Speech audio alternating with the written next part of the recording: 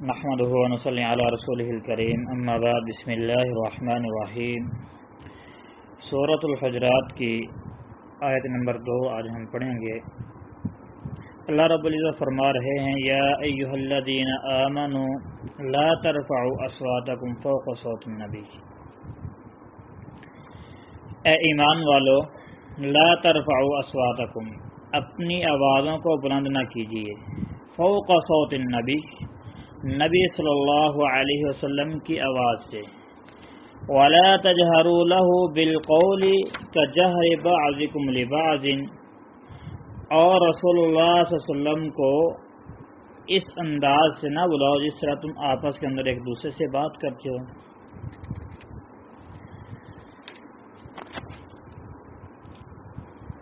أَن تَحْبَطَ أَعْمَالُكُمْ وَأَنْتُمْ لَا تَشْعُرُونَ،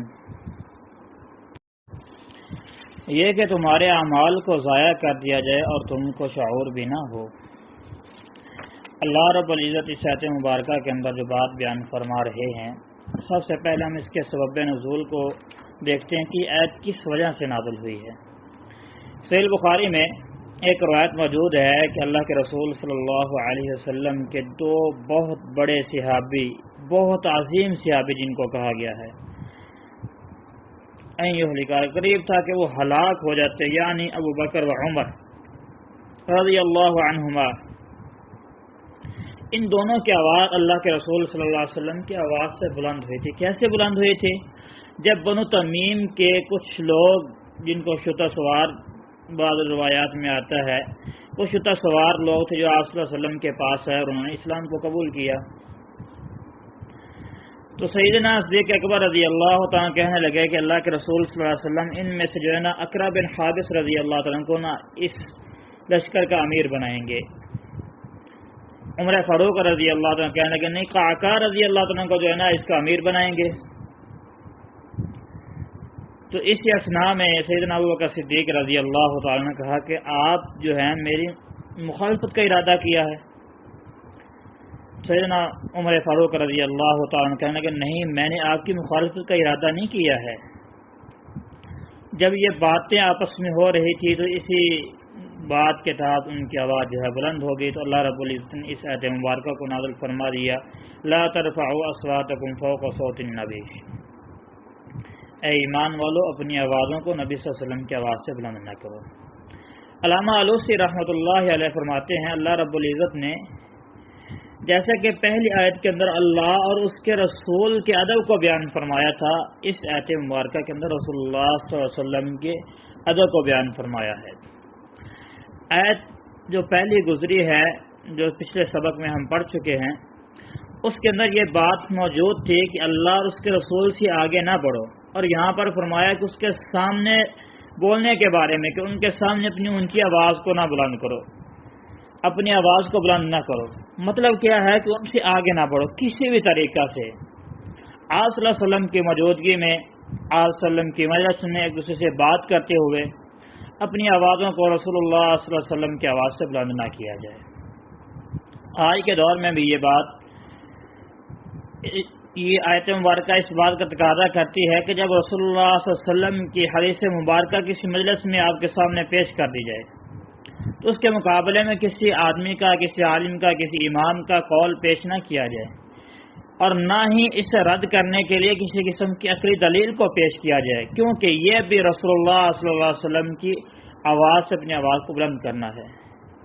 بلکہ یہ مخالفت ہے، اور مخالفت کی وجہ سے یہ اس سے بھی بڑا سنگین جرم ہے اور بے ادبی ہے۔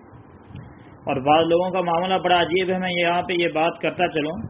کہ وہ لوگ یہ بات باور کرواتے ہیں کہ رسول اللہ صلی اللہ علیہ وسلم ان کی مجالس میں موجود ہیں، پھر اتنی اونچی آواز سے وہ بولتے ہیں کہ سننے والوں کے کان جو ہیں وہ پھٹنے کے قریب ہوتے ہیں۔ اس کے باوجود وہ لوگ اللہ اور اس کے رسول صلی اللہ علیہ وسلم سے محبت کا دعویٰ کرتے ہیں، حالانکہ نہ رسول اللہ صلی اللہ علیہ وسلم ان کی مجالس میں موجود ہوتے ہیں، نہ تشریف لاتے ہیں، اور نہ ہی آپ کو موجود سمجھ کر آپ صلی اللہ علیہ وسلم کی محبت یا ادب میں اتنی بلند آواز سے بولنے کی کوئی گنجائش موجود ہوتی ہے۔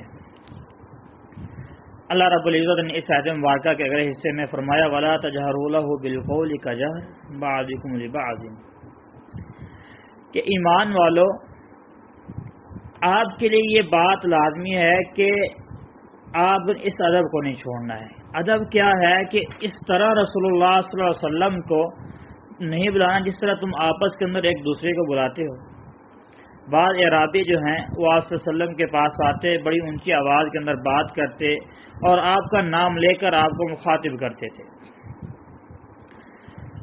اور یہاں پہ یہ بھی بات بیان فرما دے کہ آپ نے آپ صلی اللہ علیہ وسلم سے اونچی آواز میں نہ تو بات کرنی ہے اور نہ ہی ان کا نام لے کر پکارنا ہے۔ اعرابی آتے تھے، کہا کرتے تھے اے محمد، تو آپ صلی اللہ علیہ وسلم کو بلانے کا ادب یہ ہے کہ اے محمد کہنے کے بجائے یہ کہنا چاہیے اے اللہ کے رسول صلی اللہ علیہ وسلم، اے اللہ کے نبی صلی اللہ علیہ وسلم وغیرہ۔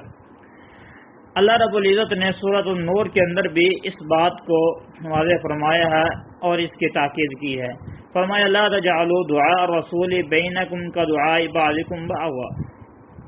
رسول اللہ صلی اللہ علیہ وسلم کو بلانے کو اپنے درمیان اس طرح نہ بنا لو جس طرح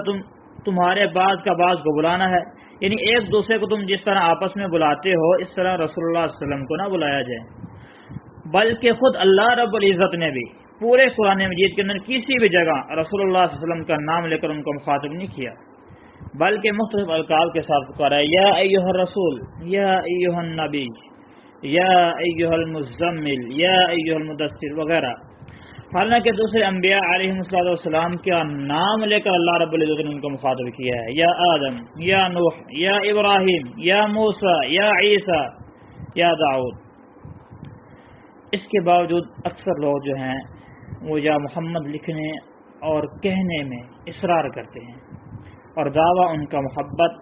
کا ہوتا ہے کہ ہم اللہ کے رسول صلی اللہ علیہ وسلم سے محبت کرتے ہیں۔ اللہ رب العزت خود پیارے پیغمبر علیہ السلام کا نام نہیں لیا بلکہ ان کے القابات کو پکارا ہے، اور رسول اللہ صلی اللہ علیہ وسلم کو کے ذریعے ہم کو یہ پیغام دیا جا رہا ہے کہ آپ نے بھی آپ صلی اللہ علیہ وسلم کو جو ہے ادب کے ساتھ پکارنا، تو ادب کے ساتھ پکارنا یہ ہوتا ہے، ان کا نام لینا نہیں بلکہ القابات کے ساتھ پکارنا چاہیے۔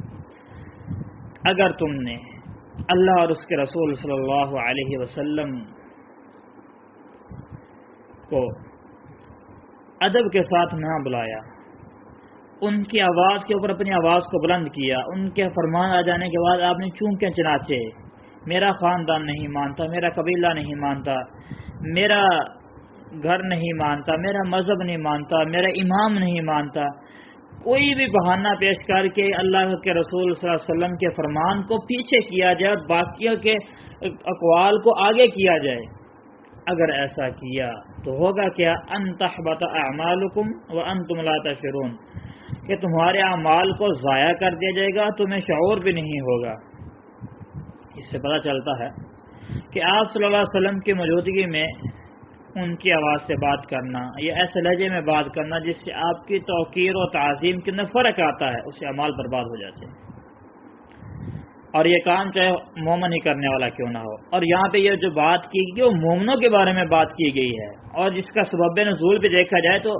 ان صحابہ اکرام رضوان اللہ علیہم اجمعین کے بارے میں جو سب سے عظیم ترین صحابی ہیں ان کے بارے میں کہا ہے،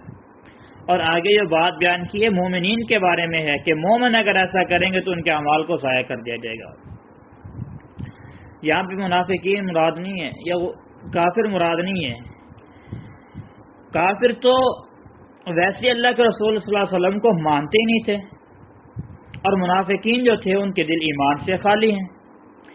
اس لیے وہ جان بوجھ کر آپ صلی اللہ علیہ وسلم کی کے سامنے گستاخی کے ساتھ پیش آیا کرتے تھے، اور انہیں اپنے اعمال کے ضائع ہونے کی فکر بھی نہیں ہوتی تھی۔ اس لیے یہاں پہ مومنین کو پکارا گیا ہے، اور یہاں پہ یہ بات بھی واضح کی گئی ہے کہ بعض ایسے اعمال ہوتے ہیں، اتنے منحوس اعمال ہوتے ہیں کہ وہ باقی جو اعمال صالحہ ہوتے ہیں، نیک اعمال ہوتے ہیں، ان کو بھی ضائع کرنے کا باعث بن جاتے ہیں، خصوصی طور پہ وہ اعمال، وہ کام جن کے اندر اللہ رب العزت یا رسول اللہ صلی اللہ علیہ وسلم کی بے ادبی پائی جاتی ہے، کیونکہ وہ اللہ کے غضب کا موجب بنتے ہیں۔ امام ابن کثیر رحمہ اللہ فرماتے ہیں ان تحبط اعمالکم وانتم لا تشعرون کا مطلب یہ ہے کہ اللہ رب العزت نے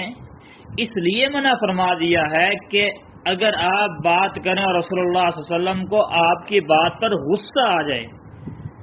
اور آپ صلی اللہ علیہ وسلم کو غصہ آنے کی وجہ سے اللہ رب العزت کو بھی غصہ آ جائے تو اس پر تمہارے اعمال کو ضائع کر دے گا. اس لیے پہلے ہی سد ذرائع کے طور پہ یہ بات بیان کر دی کہ تمہاری آواز اللہ کے رسول کی آواز سے بلند نہیں ہونی چاہیے. اور انسان کو اس بات کا علم بھی نہیں ہوتا، جیسا کہ صحیح بخاری میں ایک اور روایت بھی موجود ہے، اللہ کے رسول صلی اللہ علیہ وسلم نے فرمایا بندہ اللہ کو راضی کرنے والی کوئی ایسی بات کرتا ہے جس کا اس کو علم بھی نہیں ہوتا، شعور نہیں ہوتا، دھیان نہیں ہوتا اس کی بات کی طرف،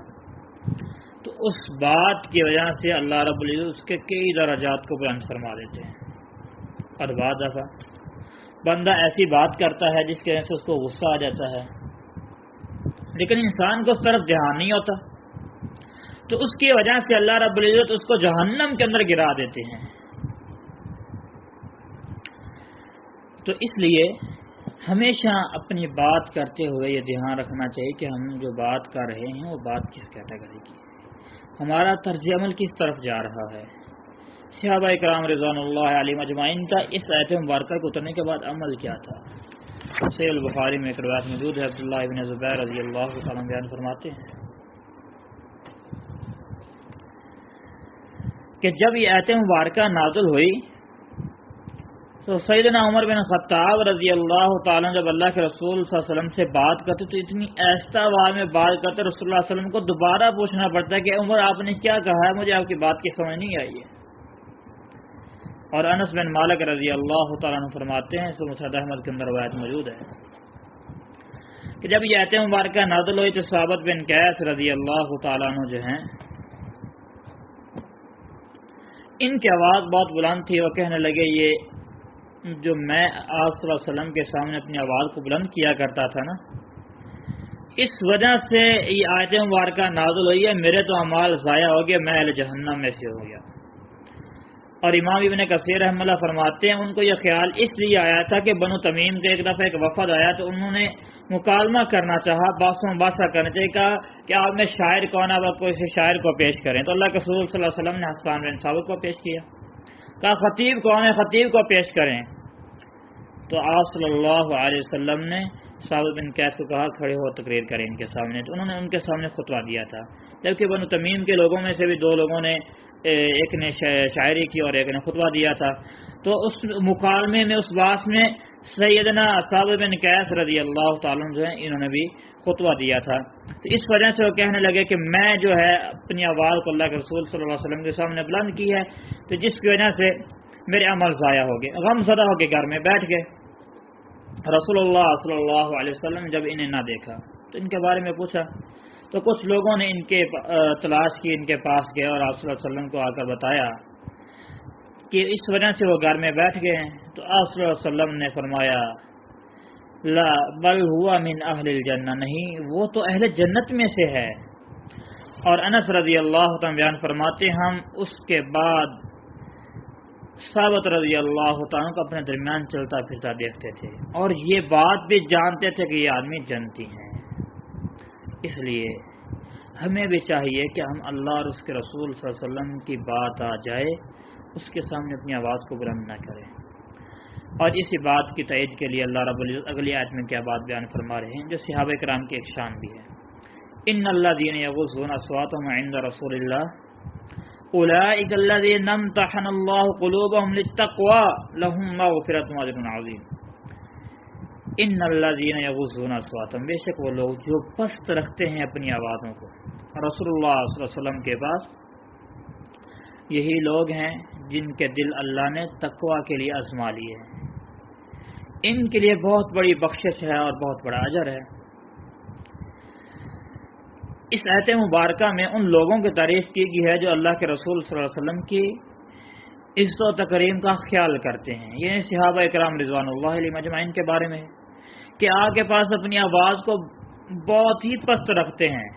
اور اللہ رب العزت نے ان کے دلوں کو تقوی کا امتحان کر کے جو ہے آزما لیا ہے. پرہیزگاری کا امتحان پوری طرح ان لوگوں نے کامیابی سے جو ہے پاس کیا ہے. جیسے سونے کو آگ میں ڈال کر دیکھا جاتا ہے خالص ہے یا نہیں، جب وہ خالص نکلتا تو کہا جاتا ہے کہ ہم نے اس خالص ہونے کی آزمائش کر لی ہے. اس سے معلوم ہوا جو شخص رسول اللہ صلی اللہ علیہ وسلم کے سامنے اپنی آواز کو پست نہیں رکھتا اور رسول اللہ صلی اللہ علیہ وسلم کی بیعت کرتا ہے، اس کا دل ایمان سے خالی ہے۔ اور پھر جو شخص آپ صلی اللہ علیہ وسلم کی حدیث کو سننے کے بعد اس کے خلاف اپنی آواز کو اٹھاتا ہے، اس کا دل تقوی اور ایمان سے کس قدر دور ہوگا۔ ان دو آیات میں چند آداب ہیں جو معاشرے کی بہتری کے لیے ہیں، جو ہمیں سیکھنا چاہیے۔ بات کرتے ہوئے، آپس کے اندر معاملات کو طے کرتے ہوئے ان باتوں کو دیکھیں۔ کسی کے مجلس میں بیٹھے ہیں، کسی پروگرام میں بیٹھے ہیں، آپس فیملی کے اندر موجود ہیں، تو ان آداب کا خیال کرنا چاہیے۔ ویسے تو ہم نے رسول اللہ صلی اللہ علیہ وسلم کے آداب کو ہم نے سمجھ لیا کہ ان کے سامنے ہم نے اپنی آواز کو بلند نہیں کرنا ہے، ان کا فرمان آ جائے، کسی آدمی کا قول پیش نہیں کرنا، اپنی عقلی دلائل کو پیش نہیں کرنا، وہاں پہ چوکے چناچے گرچے مرچے نہیں کرنا، بلکہ من وعن اس کو فوری طور پہ مان لینا ہے، اپنی گردن کو سرخم کر دینا ہے۔ معاشرتی آداب میں سے پہلا ادب یہ ہے کہ جب بھی کسی دوسرے ساتھی سے بات کریں تو اپنی آواز کو آہستہ رکھیں۔ اپنی آواز کو بلا وجہ اونچا کرنا، بلند کرنا، یہ مناسب نہیں ہوتا۔ آہستہ آواز میں بات کریں۔ دوسرے نمبر پہ اپنی آواز کے اندر نرمی کو اختیار کرنا چاہیے۔ سختی کا ہونا، تکبر کا ہونا، اکڑ پن کا ہونا، یہ اخلاق کے منافی چیز ہے۔ تو اب جب بھی بات کریں تو اپنی آواز کے اندر نرمی رکھنی چاہیے۔ تیسرے نمبر پہ آداب کے لحاظ سے مناسب الفاظ کا بھی چناؤ کرنا چاہیے۔ یہ نہیں کہ جو بھی زبان پہ الفاظ آئے جیسے آئے بس کہہ دیے، نہیں، الفاظ کا چناؤ ہونا چاہیے، اچھے الفاظ ادا کرنے چاہیے۔ اس لیے کہا جاتا ہے کہ پہلے سوچو، پھر تولو، پھر بولو۔ تو ہمیں اپنے الفاظ کا مناسب چناؤ کرنا چاہیے۔ چوتھے نمبر پہ جب اب کی مجلس میں بڑے لوگ بیٹھے ہیں تو بڑے کے سامنے پہلے گفتگو نہیں کرنی چاہیے، پہلے بڑے لوگوں کو گفتگو کرنے دینا چاہیے، پھر اس کے بعد دوسرے لوگ آپ بات کر لیں۔ اس طرح ایک ادب یہ بھی ہے کہ بات کرنے سے پہلے اجازت لینی چاہیے۔ آپ کے مجلس کے اندر بڑے بھی موجود ہیں، اہل علم بھی موجود ہو سکتے ہیں، قابل احترام لوگ بھی موجود ہو سکتے ہیں، تو آپ بات کرنے سے پہلے ان سے اجازت لے لینی چاہیے آپ کو۔ چھٹے نمبر پہ جب آپ سے مشورہ مانگا جائے تو آپ وہاں پہ مشورہ دے دیں،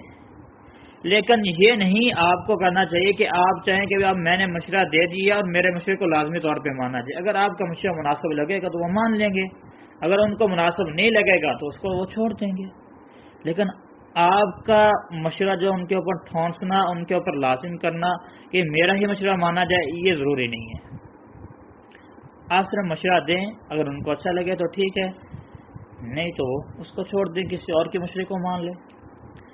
اس طرح ساتویں نمبر پہ ادب یہ ہے کہ جب بڑا کوئی مشورہ دے دے تو چھوٹے آدمی کو چاہیے کہ وہ اپنا مشورہ وہاں پہ نہ دے، لیکن اگر بڑے آدمی کا مشورہ مناسب نہیں ہے، آپ کو اچھا نہیں لگ رہا، تو آپ پھر اپنا مشورہ وہاں پہ دے دیں، لیکن بات پھر وہی ہے کہ اگر ان کو اچھا لگے تو وہ مان لیں، نہ اچھا لگے تو وہ چھوڑ دیں۔ اور آٹھویں نمبر پہ جب آپس میں بات ہوتی ہے تو مکالمہ سا ہو جاتا ہے، بعض دفعہ ایک بحث کی شکل اختیار کر جاتی ہے، تو وہاں پہ جو مد مقابل ہوتا ہے اس کی بات کو تحمل مزاجی کے ساتھ سنا جائے، وہاں پہ غصہ نہ کیا جائے، بالکل آرام سے اس کی بات کو سنا جائے۔ اور آخری نمبر پہ یہ ہے کہ جو مد مقابل بات کر رہا ہے اس کی بات کو ٹوکنا نہیں چاہیے، بلکہ مکمل بات کو سنا جائے، پھر اپنی بات کرنی چاہیے۔ اور یہ اخلاق کی عمدہ مثالیں ہیں۔ اگر آپ ان 9 آداب کو اپنا لیتے ہیں تو آپ کو یہ لوگ یہ ضرور کہیں گے کہ آپ جو ہے اعلیٰ اخلاق کے مالک ہیں۔ تو ہمیں اپنی زندگی کے اندر ان آداب کو ضرور لے کر آنا چاہیے۔ ان 2 آیات کے اندر ہم نے 2 چیزیں سیکھی ہیں۔ عقائد کے حوالے سے یہ بات سیکھی کہ رسول اللہ صلی اللہ علیہ وسلم کی بات پر اپنی بات کو فوقیت نہیں دینی چاہیے، ان کی بات کو فوری طور پر مان لینا چاہیے۔ اور آداب میں سے ہم نے ان 9 آداب کو سیکھا کہ جب بھی بات کرنی ہے تو آہستہ آواز میں نرمی کے ساتھ مناسب الفاظ کا چناؤ کر کے پہلے گفتگو نہیں بلکہ بڑوں کو گفتگو میں مقدم کرنا چاہیے، اجازت لینی چاہیے، مشورہ مانگے تو مشورہ دینا چاہیے، اور اسی طرح مد مقابل کی بات کو تحمل مزاجی کے ساتھ سنا جائے، اور مکمل بات کو سنا جائے، ٹوکا نہ جائے۔ اللہ رب العزت سے دعا ہے اللہ رب العزت ہم سب کو قرآن و سنت کا صحیح فہم عطا فرمائے، آمین وما توفیقی الا باللہ۔